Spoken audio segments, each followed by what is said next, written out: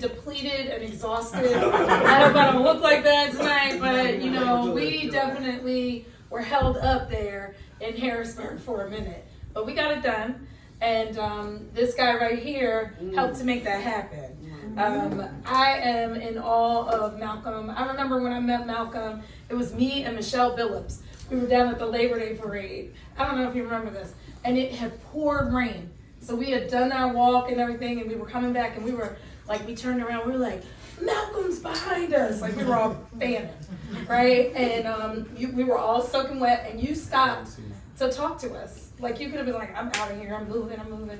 You stopped to talk to us, and we asked you a lot of questions because we were very curious about what you were doing. You were brand new, actually, in the house, and you have been nothing but a star there. Yes. And the reason why I know you're a star there, Malcolm, is because you do not take the stuff. Right? A lot of us can be elected, and we can, sit in that elected seat. We see it all the time. No one talks. They don't do the work. This guy right here gets up and lets people have it. He gets on that floor and says what it really is, and he fights for the things that we really need for the people here in the Commonwealth. We are people fighters, and that's what Malcolm is. And he's going to make an incredible Auditor General. Yes. Let's say it. Incredible. I know, I'm selfish. I don't want Malcolm to go anywhere, right? we have people who are moving on to great things, and that's what it's all about. Right? And I want to say, Malcolm, we as Democrats, we have to build benches. I talk to Sadiq about that all the time, absolutely. Right? Look at the shoes in North Philly that this guy right here is going to leave. We have to be thinking about who's coming next because it doesn't last always. And I'm so grateful to you for being that voice, for teaching those who have come behind you in the house great things, how to lift our voices, how to be heard, and how to get that work done. And I know you're going to do great things for the Commonwealth at that next level. So we are here to support you, whatever we need to do. All Democrats know we can't sit on our hands right now. We got a lot of work to do.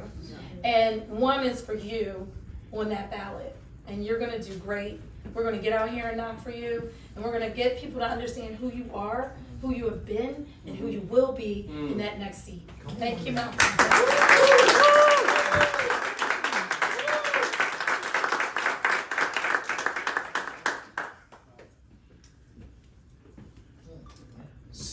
So about 2 years ago, to the day, you all probably saw this story and heard the outside Roxborough High School, which is my alma mater. Little incredible young man, little Nicholas. And you really do hate to think that a kid playing a pickup football game could even be in the wrong place. How could that possibly be the wrong place? That's where they should be. But Nicholas found himself the victim of a senseless act of violence that frankly shook our entire city. And I know Delaware County, his grandmother's from here. Football.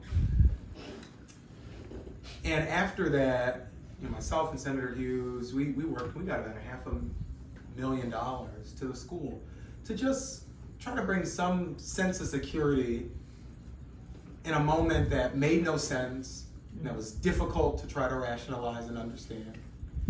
And we're walking around the building, we're meeting with principals, and they're doing grief groups, and they're doing the whole thing, and the principal stops us in the lunchroom because she wanted to show us this thing that she was calling a dream board. And I look over on the board, and most of it is kind of the stuff you would expect on a dream board.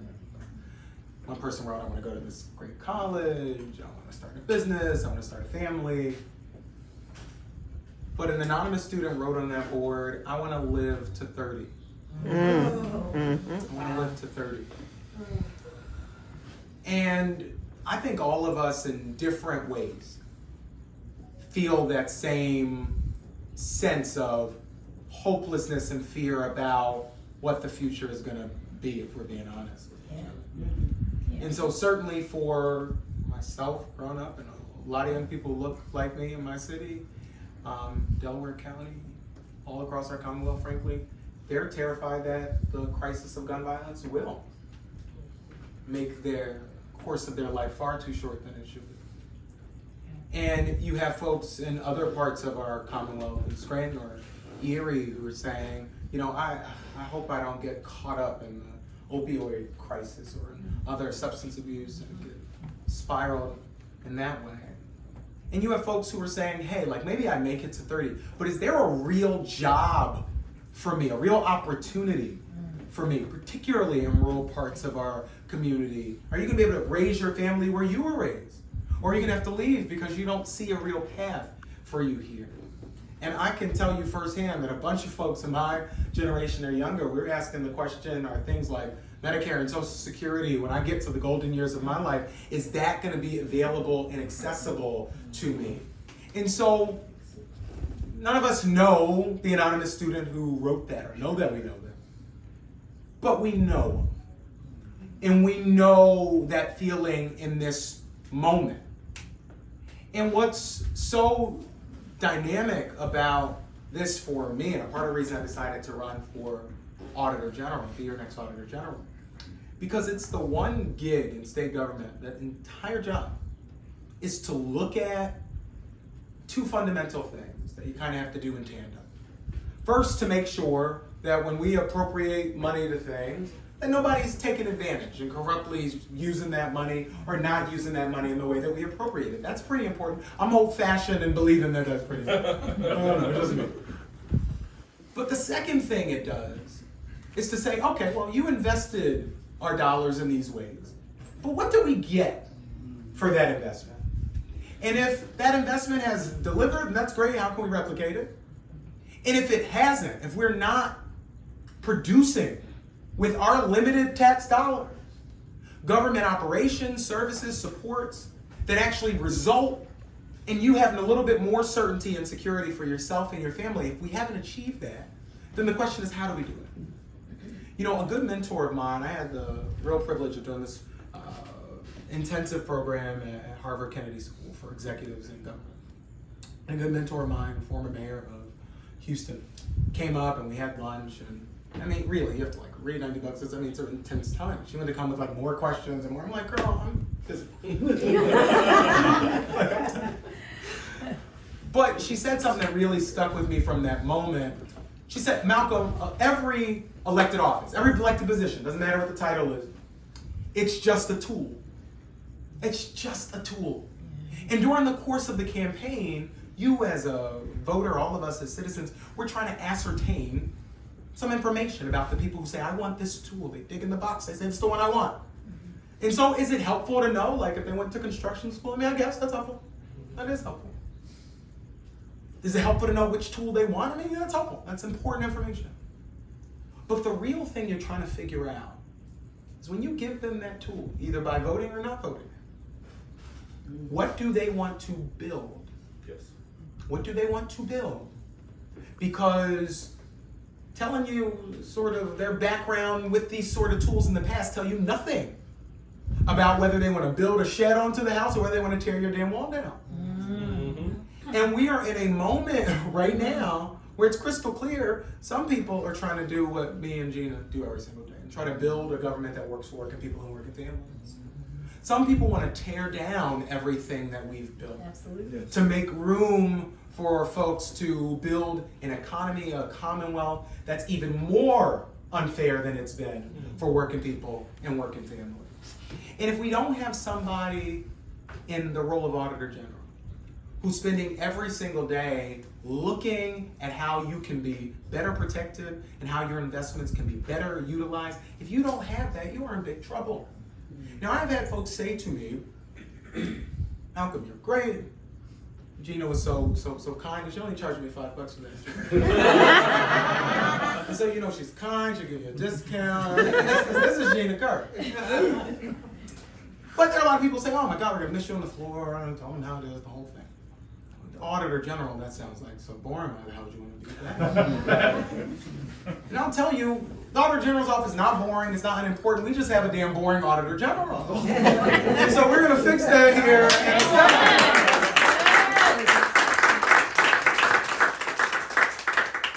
But I say that seriously, and I'll give you a recent example before I talk about a couple of things I'm going to do as your next Auditor General. we just passed, Gina voted for, HB 1993. That is a bill that does some reform to PBMs, or pharmacy benefit managers. And so those folks are the middle people between people who produce drugs and then you getting them at the CVS or your local pharmacist, wherever you go. Now, those were created with the intention of actually reducing costs for consumers. That was the point. What actually ended up happening were the folks who were really well off and well connected, the big guys, figured out how they could actually use PBMs to charge you more money. You know, it turns out that if you allow the big guys and gals who want to control everything, including in some instances your fundamental freedoms, they will actually try to use the parts of government that were created to make life better for folks to actually make life worse for folks. Just read Project 2025. Oh, that's right.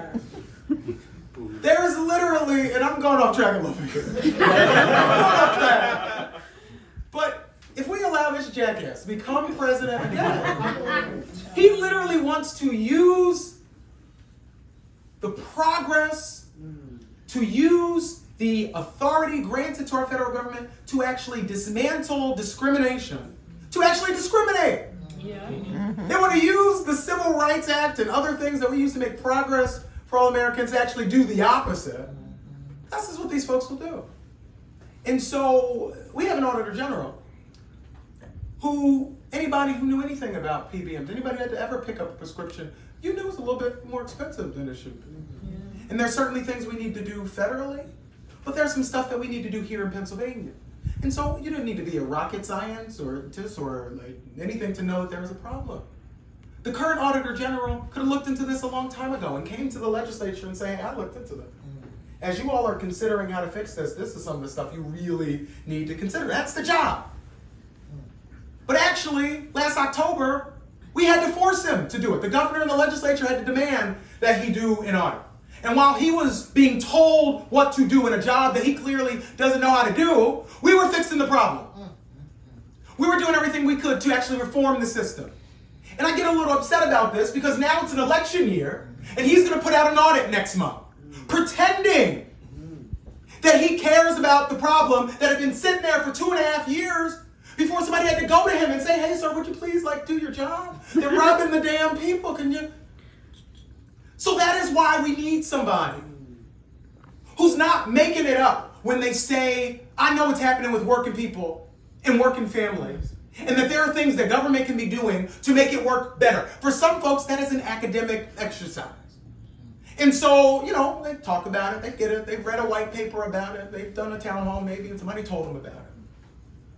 But I don't have to be told about what's happening with families all across Pennsylvania, folks who grew up exactly like I did and might be there right now, live 5 or 6 different places by the time I graduated high school. And I always thank good teachers like this man right here, because what a good teacher can do is not just educate you for the future, but put you in a position, particularly a young person that's going through something, put you in a position where you can go into that classroom and none of that matters anymore because you know that there's somebody who gives a damn about you, who's holding you to high expectations and standards, and who never allows where you are to limit where you know you can be if you do the work and you have some good luck and you have some people who pray for you and care about you. Then you can move in a direction where you say, hey, you know what, I've learned a few things in Harrisburg. I now have 6 budgets under my belt. And now I want to be on the other side to ask the hard question of, now I've been appropriating a lot of money for a lot of years, and what the hell did happen? And so this is why I've laid out a couple of things that we have to do, a couple of key things.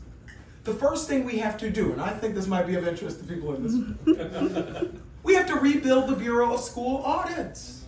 Woo!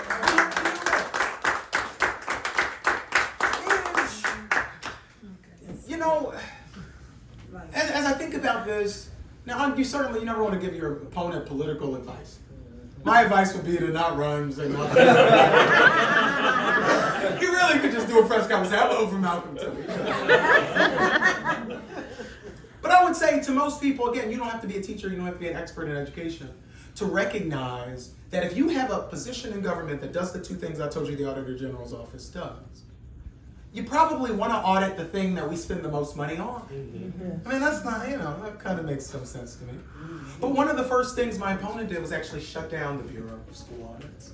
And so we are no longer doing annual compliance audits of our schools. And the one audit he did that even touched schools showed a complete and utter misunderstanding of fund balances, how they work, how school boards budget. And so again, we have a guy who does not know what's going on and is not asking the right questions or providing the type of serious, thoughtful leadership to ensure that the historic education funding that we just passed and was signed by Governor Shapiro last night, and I want you to hear me when I say this is historic levels of funding for our schools, because you sent Representative Curry to Harrisburg to fight for you. That is a big deal. I am damn proud of it. But this also was not just like a blank check, we hope it works out. Right. Yeah. We have to then say, okay, we've made these investments. We need to make more. But what did we get for the investments that we made? How can we be better, be more thoughtful? How can we better support the people who are in the classroom every single day? How can we better support parents? How can we better support students? How can we build on top of the $125 million of mental health supports for our young people? That's why we need it. And my opponent said when he shut it down, well, that's not my job. I don't know. It's not pretty good. I don't think that's good. But the second thing he said, and I hesitate here because it's so stupid, I hate repeating it to you because I feel I'm making you dumber by telling you what he said. But he said, we're not auditing. We're not doing school audits anymore because that's just looking at a lot of paperwork. I don't know how to break it to the Auditor General. The auditing is looking at a lot of paperwork. I know my staff is shocked. They're like, wait. Matt is like, wait, what are you signing us up for? Oh, look at paperwork. That's the gig. It's a big part of the gig. Now, the second thing we have to do is this. We can't just talk about organized labor and working people because it's an election. From the time that you fill out that first job application to the time that you get to the golden years of your life, we have to make sure you protect it across that continuum. We have to also make sure that if you have a gig that you love, but you decide that you want to upskill or you want to reskill to do something else, we invest a lot of money in trying to create programs that are supposed to make that possible.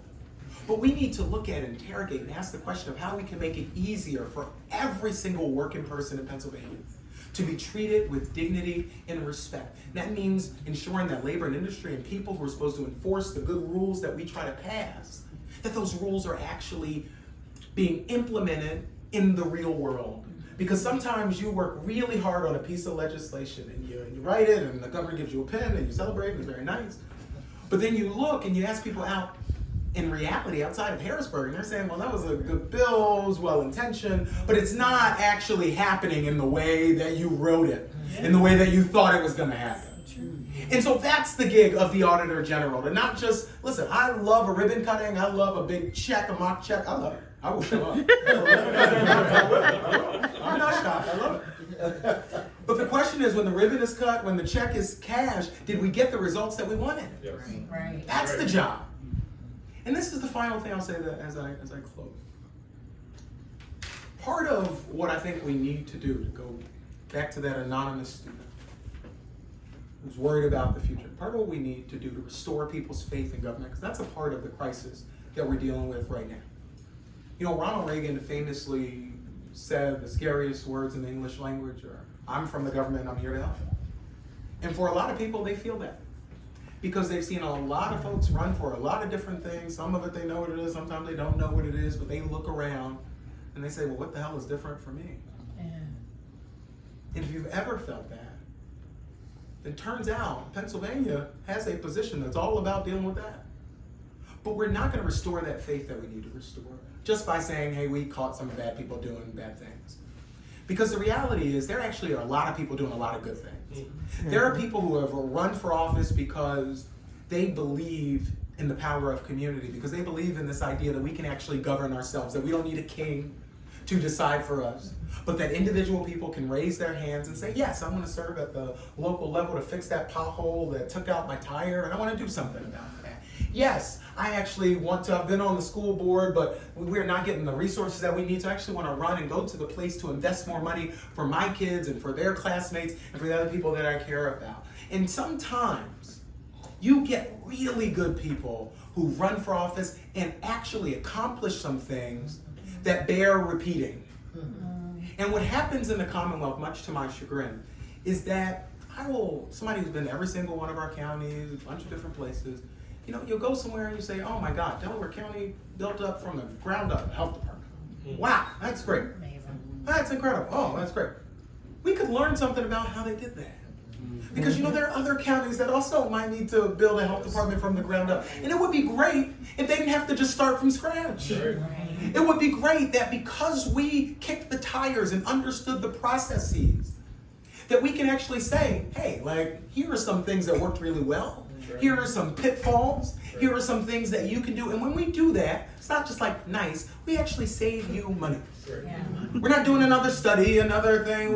We know what to do in a lot of cases. But a part of what we have to do is have the political will to get it done. And so I will end with this point, because it is the most important point, particularly, I'll allude to some national politics, particularly right now. Everybody is a political pundit. And literally, this just happened. I swear to God, this just happened. I'll tell you this story. This just happened. So Matt reaches out to Ben and says, hey Ben, Malcolm's gonna have to wrap up by 8 because he has an interview. I won't say the network, but he has an interview with the network. How are we gonna watch it? And there you go.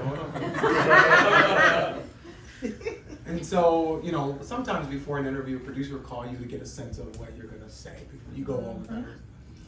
And they're saying, are you gonna tell Biden to drop out and all this other stuff? And I'm like, listen, I'm not looking for somebody. We're not casting somebody to play president. We're electing somebody to be president. Amen. And when somebody as Jerome Powell, who leads the Federal Reserve, as he said today in the Senate hearing, we have the best economy in the world. In the world. 88% of Americans are going to go on vacation this summer. 88% of Americans are going to go on vacation this summer. Amen. Okay, everybody's like, actually, I am going. You know we're right. Some people, I won't say who, going to a couple of places. They take me. That's all right. And so, I say this, and then they text Matt back and say, we're going to have you on at a different time. Because I didn't want to come on and attack the president and his record. And so I say all this to say that if you have negative news, if you have bad news to sell, if you have a hot take, doesn't matter how many elections you have lost. I'm listening to a lot of these people who've lost every election. They're telling us how to win an election. Okay, I guess they tell us what not to do. So you have a lot of people telling you what it's going to take, how we're going to win the election, what this poll says, what all this says. I want to tell you a secret of how we're going to win this election. Okay, this is a secret, so don't you tell anybody else what I'm about to tell you. We're going to win the election because of you. Don't look at anybody else. Don't look at anybody else. I meant you, not this big metaphorical you. I mean literally you. Insert your name. Because the reality is this. In a media ecosystem where folks don't know what to trust, people know who they trust. And what is happening with our political discourse, a lot more political discourse is moving to Facebook groups, private Facebook groups, moving to text groups, if you're on a Signal thread. And people are talking to the people that they trust to try to ascertain what we ought to be doing, try to understand what's important. And so there is literally, probably more than one person in your phone right now who will only vote if you ask them to. So true. Not because the neighbor asked them to, not because a snappy ad. And I know, and everybody's on a campaign, you think, oh my God, I'm gonna cut this ad and this is gonna be the one. This is gonna be the one. There's no special ad that's gonna do it. It's not gonna be a funky billboard. It's not gonna be a debate. It is going to be you talking to people about what matters to you and how we have a government that works for working people and the necessity of us electing good people for every single position. Because many of you in this room, you knew for a long time, if you're running for school board, like, nobody talked about school board. And then it turns out that who's on school board matters a lot. Yes. Nobody was talking about the folks who sat at the table on election day. Nobody thought about that. But now it matters who's counting the damn votes. Yes, it does. And so for a long time, like, who the hell's the Auditor General? Why does that matter? And now it turns out it matters who the Auditor General is. Gina remembers this. They want to put the Auditor General, by the way, I almost forgot this. They want to put the Auditor General in charge of auditing all future statewide elections. And the current Republican leader said we shouldn't certify the results until the Auditor General says that's okay. The current Auditor General is an election denier. So that sounds like maybe not the right person to put in charge of auditing all future elections. And so we're in a position where we have to recognize that every office matters. Jeff Yass didn't invest $2.1 billion in my opponent because it didn't matter. Because he didn't want us auditing cyber charter schools, which I will. Because he didn't looking at ways that the government can work better because it's working fine for him and his $27 billion. So anyway, I will in a very unceremonious way by saying thank you. Because I know that beyond being here tonight, I'm going to win or lose the election based on what you do. I'm going to go everywhere. I'm going to talk to everybody I can. But at the end of the day, what are you willing to do? And Lord knows we need you to do a lot. So God bless you. Thank you, Ben. Thank you so much for your vote.